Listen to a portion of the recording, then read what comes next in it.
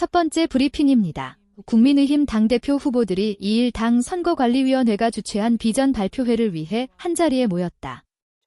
상대를 향해 배신의 정치라며 나를 세우던 후보들은 카메라 앞에서 웃으며 악수하고 단체 사진도 찍었다. 하지만 이날도 해병대원 특검법을 놓고선 장외 설전이 계속됐다. 야당이 특검 후보를 정하는 민주당 해병대원 특검 법안에 대해선 나경원, 권일용, 윤상현, 한동훈 후보 모두 반대 입장이다. 다만 한 후보가 대법원장 등 제3자가 특검 후보를 지명하는 수정안을 제안했고 나머지 세 후보는 반대하고 있다. 원희룡 후보는 이날 오전 자신의 페이스북에 한 후보를 겨냥해 기재라도 채 상병 특검 주장을 철회할 수는 없느냐고 했다.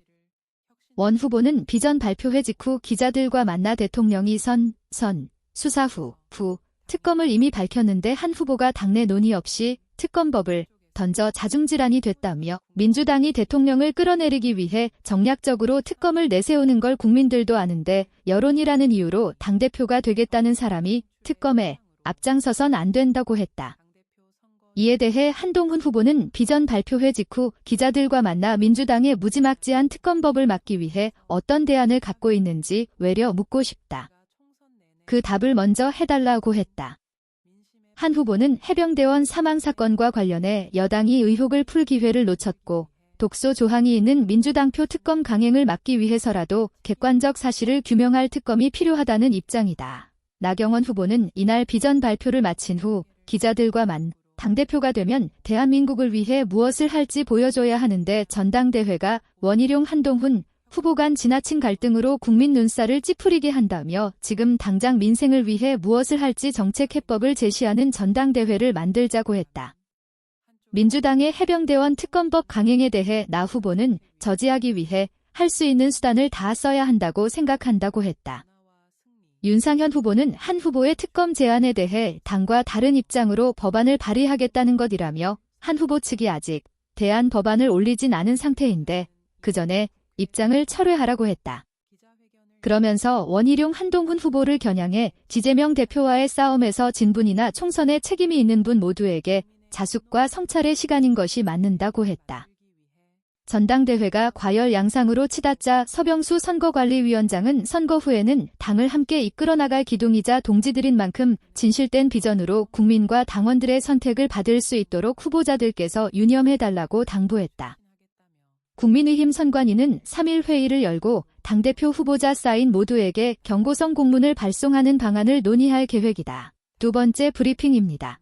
국민의힘 7.2.3 전당대회에 출마한 한동훈, 원희룡, 나경원, 윤상현 등 당대표 후보들이 2일 열린 5분 비전 발표회에서 프레젠테이션, PT 형식으로 저마다 여당을 살릴 적임자라고 호소했다. 하지만 당내에선 비전 발표회란 이름에 걸맞지 않게 후보들이 했던 말을 반복하는 5분짜리 반장 선거 발표회가 됐다. 이는 평가도 나왔다. 한 여당 관계자는 이날 발표회에 대해 밋밋했다며 추상적인 단어로 비전을 제시했지만 결국 구체적으로 어떻게 하겠다가 빠져있다고 말했다. 후보들은 비전 발표회 무대 뒤에선 배신 프레임 등을 둘러싸고 신경전도 이어갔다. 이날 서울 강서구의 한 스튜디오에서 열린 비전 발표회 발표 순서는 추첨에 따라 한동훈, 원희룡, 나경원, 윤상현 후보 순으로 진행됐다. 한 후보는 민주당엔 민주가 없고 국민의힘엔 힘이 없다며 국민의힘이 정부를 지킬 힘과 정권 재창출을 할 힘이 있는가라고 질문을 던졌다. 한 후보는 이어 정대 3으로 지고 있는데 지금과 똑같이 하면 무조건 진다. 지금이 변화의 골든타임이라며 변화와 쇄신을 강조했다. 수도권 중도 청년에게 매력 있는 정당 등 당의 외연 확장을 약속했다. 원 후보는 자기 속의 영상을 이러다가 다 죽어란 드라마 오징어 게임 대사로 시작했다. 원 후보는 이어 당과 대통령이 싸우면 의도가 아무리 좋아도 결국 당은 깨지고 정권을 잃는다고 말했다. 윤석열 대통령과 한 후보 간 갈등설을 부각하며 차별화에 나선 것, 그는 레드팀을 만들어 민심을 대통령에게 전달하겠다며 부파 진영 100년 정당을 만들겠다고도 했다. 오선 현역 의원인 나 후보는 강인한 보수 정당을 만들겠다라며 기재 전장은 국회다. 국회를 모르면 의회 독재의 속수무책지라고 했다. 또 대통령과 각 세우는 대표, 빚 갚아야 하는 대표, 갈등과 종속 모두 위험하다며 한 후보, 원 후보에게 견제구도 날렸다. 그러면서 엄혹한 문재인 정권 시절 야당 원내대표로서 패스트트랙 투쟁을 이끌고 마침내 조국 전 장관을 끌어냈다라며 보수 지지층 표심에 호소했다. 윤 후보는 보수혁명으로 당을 개혁하고 승리하는 정당을 만들겠다고 밝혔다.